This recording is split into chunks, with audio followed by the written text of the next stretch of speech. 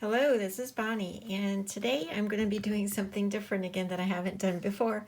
First of all, I'm going to tell you some of the product I'm going to use. I am going to be using the Fairy Poem, and the reason I like to use this is that in as much as it really does say something, it was kind of created so that it was just a background stamp so that it would just give you texture. So that's the intention behind this stamp, not to really read it, but just to use it as a background type of a texture. The next one I'm going to be using is Rosalie's Rose. It's one of my favorite. I like this rose. It reminds me a lot of Alice in Wonderland when you've seen all those ones with the faces in the middle. That's why I think I like this. And then I'm going to do something new that I haven't done before. And that is I'm going to be using a Lisa Horton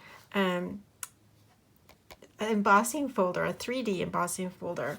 I don't know why when I saw this I thought, oh, I could just really see a really neat scene in here for the fairy hugs. So that's the plan for today. And I'm going to be doing that on a 5 3/4 square card. It's typically what I use when I make the cards. But I had to think about how this would all play out because of it being a 3D folder and the way that I wanted to do it. I want to stamp on the cutout part. So that was really important, how this would work. And looking at it, I'm just going to try to explain that to you a little bit about these stencil or about these embossing folders. You want the raised part to pop up. And in order to do that, you feel it, and you can feel this is indented. So this is the part that's going to pop up, right? That's what you really want. That's the whole point of it being a 3D. You can have it so that it is debossed, but this is supposed to look like the paper is curling up.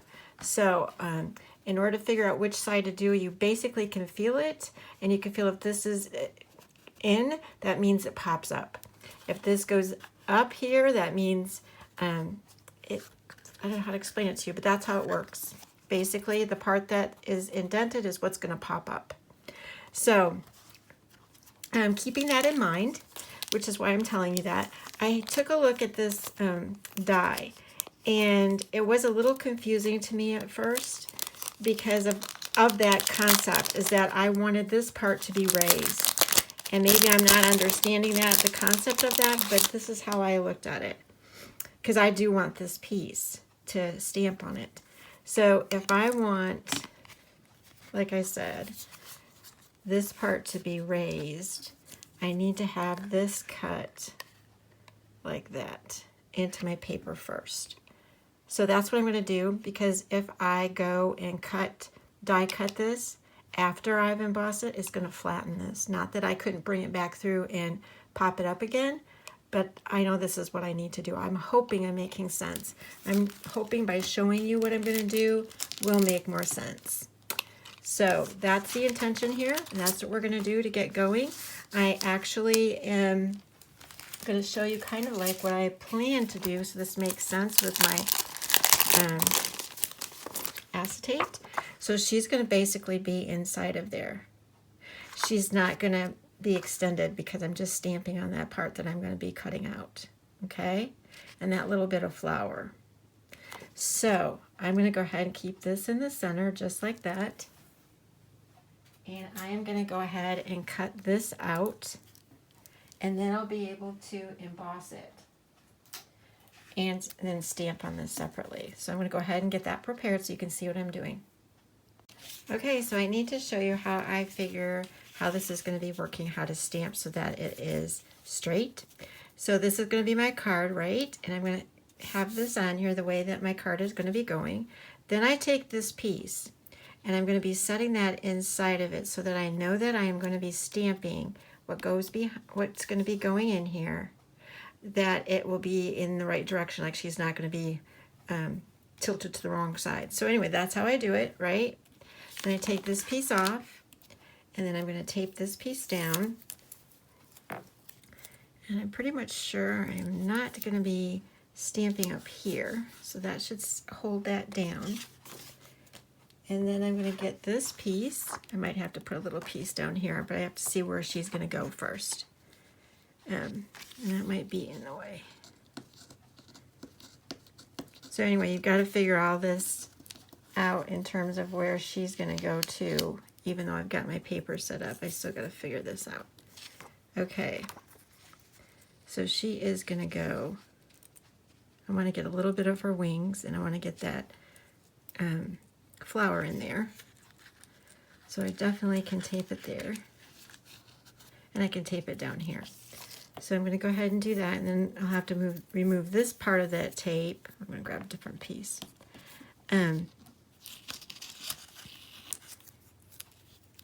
Because I'm going to put the flower at this side. Okay. This should be all set up. Grab her. Now you don't always have, you can change out your scene, you can do anything you want. This just happened to be the one that I decided to pick. I see this is overlapping, so hopefully she doesn't move too much. Nope. Okay. And I'm going to use VersaFine Clear Nocturne to stamp her. Like I said, I'm just stamping this piece.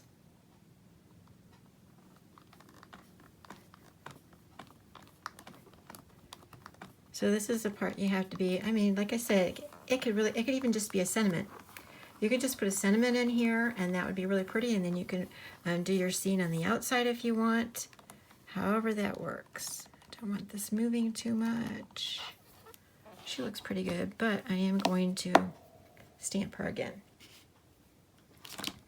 because the edge of that didn't get as much ink. I didn't know how far to go down with that ink. There we go.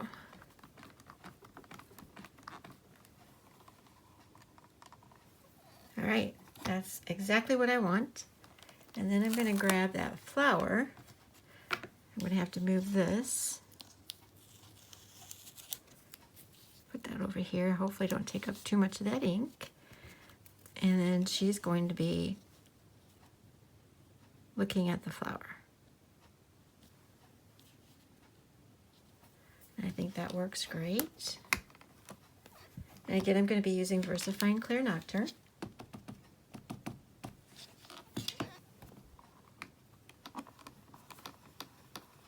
And I can still ink the background if I want to. And make a little, you know, if I want to put a sun there, or whatever I want to do. And there we go. So now we've got our scene for the center of our card all set up, and that will work fine. Let's see if I can get that off, just to show you really quickly.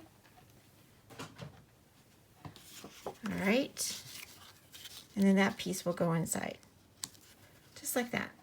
All right, so now the next thing I want to do is I want to do the outside, and I want to stamp on this, but I don't know where I want to stamp until I do this embossing folder. And that's the other thing I did not think about. I had to make sure this embossing folder actually would line up with what's behind there. And you see, this is where I'm going to have that issue. And that's what I was kind of concerned about in order to make that work. Because see, I can pull this over all I want to, but it has to be up closer. So I might have to totally adjust my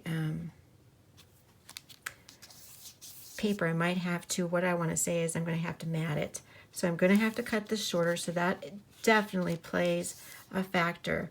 I think it would have been smarter for me just to use a piece of paper this size and then do it. So we're going to go ahead and get another piece of paper, and I'm going to cut this out again. But this is a good thing for you to see how that has to fit in that fold up there. So, and as much as I could cut that, that's not what I want. And I'm still going to use that design because I'm going to make sure I keep it so that it works the way I want. So we're going to go ahead and cut that really fast. Okay, so we've got this started over again. And basically what I did was I laid this paper over where I wanted it to be, and I kind of closed it up. And then I took my die, I'm not saying that this is, I mean, if you're just randomly going to be doing it, it doesn't really matter how you're going to do this. But I wanted to do it this way. Usually people don't keep this cut out and they do everything behind, and it doesn't matter. And I still could do it that way. But anyway, so then what I did was I set this in here to match this up as best as I could. And then I taped this down and I cut it out. So now we are all set up for this to work the way I want it to. And I want to make sure that this stays where I want it in here. So I'm going to washi tape that and then bend it forward as I need it. You can see that's going to try to make that line up as best as I can. And I think I might do a little bit of fussiness here because I am going to get that to be exactly how I want it.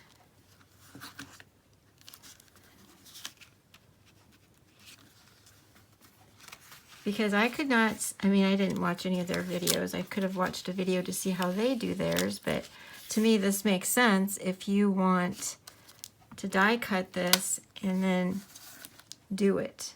I don't know how else you would not mess up what you have embossed. Okay, so that is all set up. Even if I have to adjust the top of that, it's all right. I just want to make sure this part is right. So we've got that all set up. So now the part that I like to do, which I think is super fun, is I basically take like Distress Oxide or a gray, or you can take any color really, and I just swipe this across. Because I want the shadow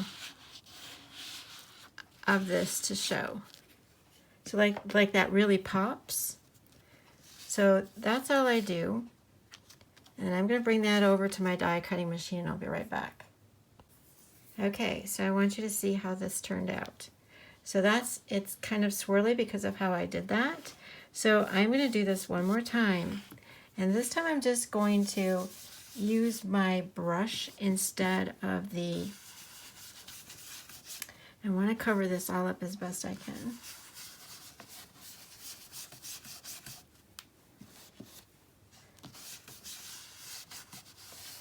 Because I am still going to add the ink. I'll still end up adding the ink to this to make it all work out, balance it out. But I'm going to go ahead and run that through one more time and I'll be back. Okay, so I'm going to smooth this all out. And all I'm doing is I'm just plain and simple adding the, I didn't even tell you what this was. This is Lost Shadow and it's a Distress Oxide. And I'm just going to, like I said, balance that all out so that this is all one. But it still gave me the shadow that I wanted for the torn paper, which is what I was going for. If you wanted it to be darker, have more of a shadow behind it, use a darker gray or use a different color. You could even do blue. It'd be pretty no matter what you did. But that's what I wanted to do. And I probably could have just done it closer and didn't even have to do the rest of this thing as I'm adding this now. But I'm learning as we go, and I thought helping you to see what that is like works well.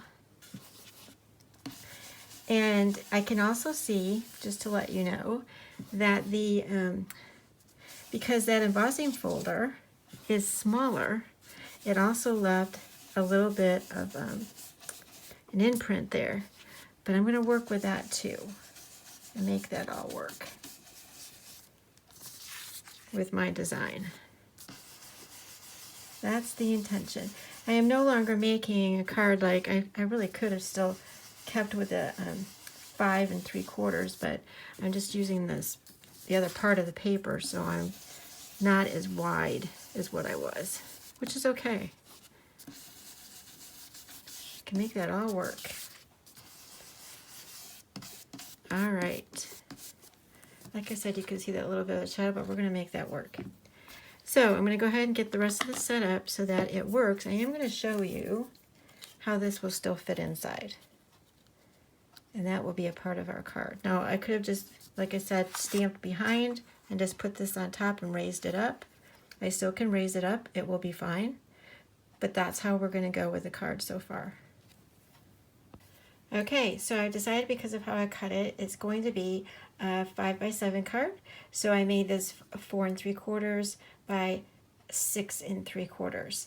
And then I added a little bit more ink. And again, you can still see that embossing part of the folder. That's okay, because I'm going to go ahead and add more stuff to it. So I'm going to be using the Fairy Poem now, and I'm going to be using Distressed Ink Lost Shadow. It looks a little darker, but that's okay. And I'm just going to randomly, it's not going to be a big deal, it's just randomly going to be stamping and putting this on kind of whatever way. It doesn't really matter. I just want it as my background. I'm just going to keep adding more ink. And it's just a little bit darker than the oxide, so that's fine. And we're just going to get it all over back there. I'm just avoiding the paper cut that I did, the embossing.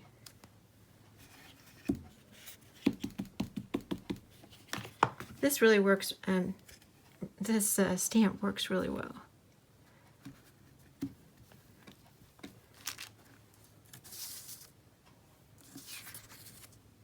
And it doesn't really matter, like if I do the upside down, because it's really not readable.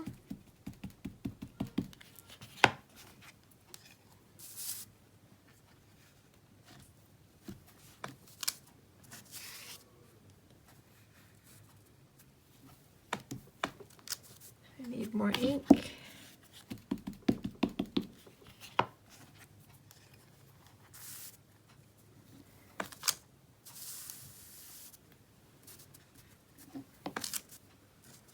I think I need some more on the sides, and then that will be good.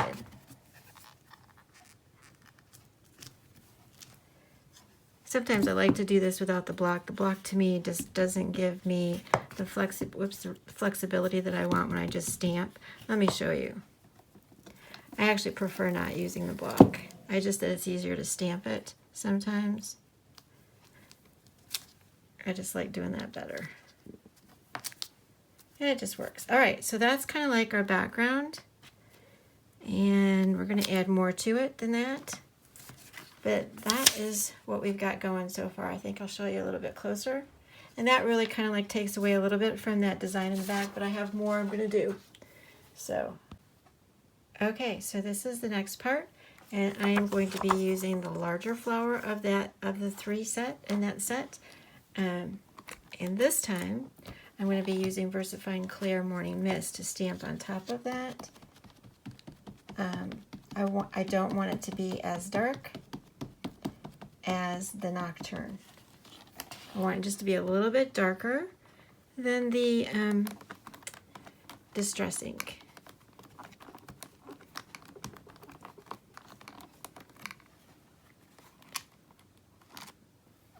And that's like what I want. I want it just to be a little bit like that. And I'm going to move this over so I can get the other side. Making sure I get this to stay. I'm going to have to move that. Let's see if we can get that to work, I hope.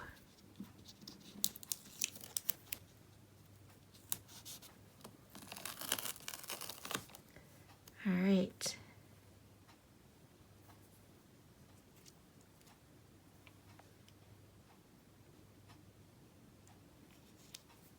And I'm trying to get this to fill in there a little bit and still be going in the right direction. I think we're going to go that way. I think that works. I still need something right there, but I think I can get that. I could even put a sentiment there, so that's good too. Okay.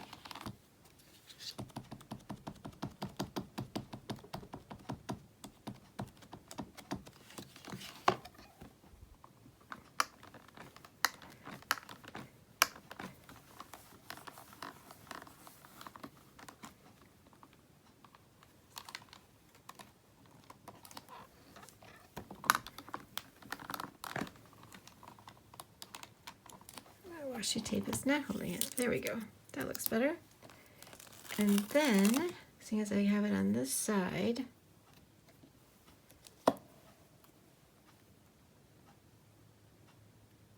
we are going to go ahead and do this. Trying to avoid that embossing that I did.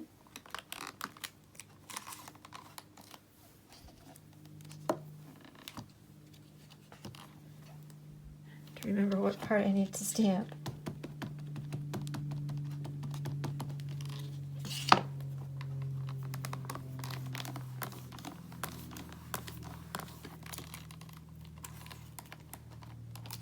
Okay.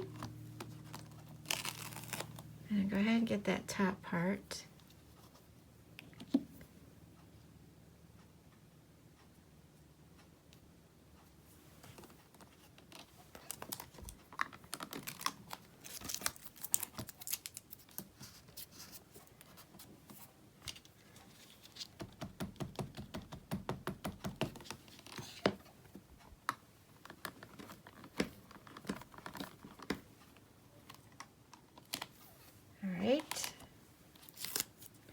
This washi tape is not working. I just pulled that out and it's not working as well. Okay, get this other side.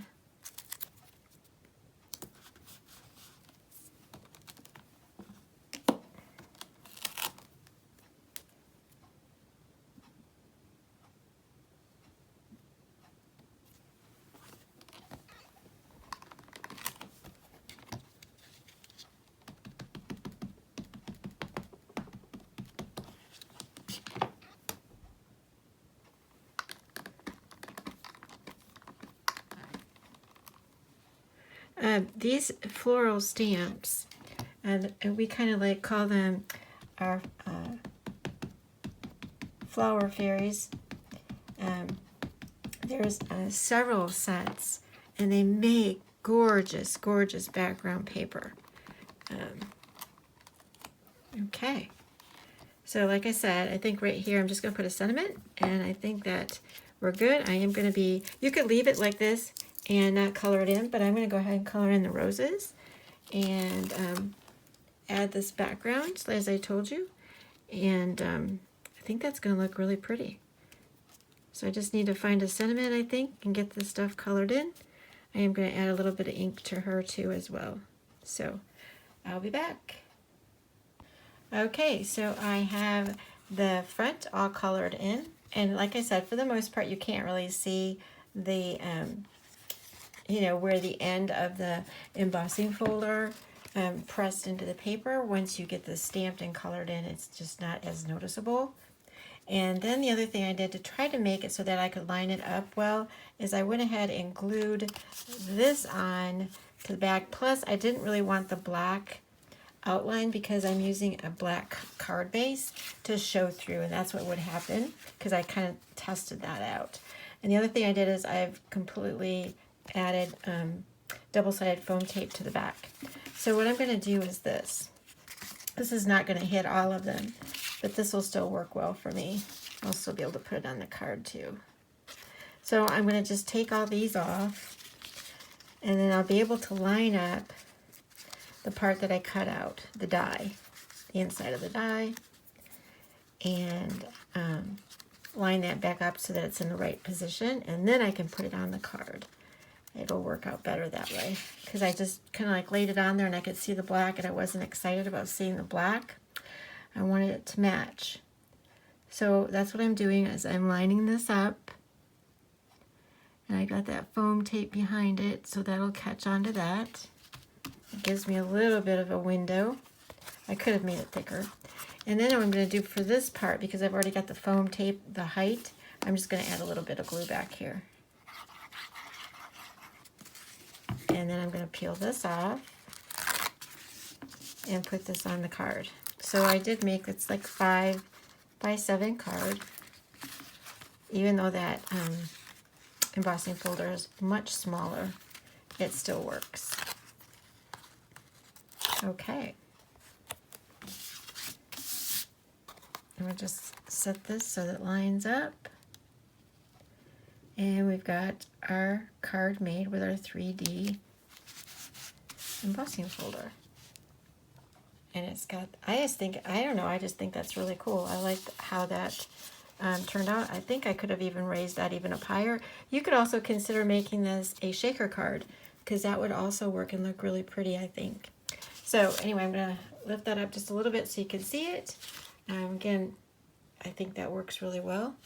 So again, I want to thank you for stopping by, and I will have the information in the description below. So thanks so much.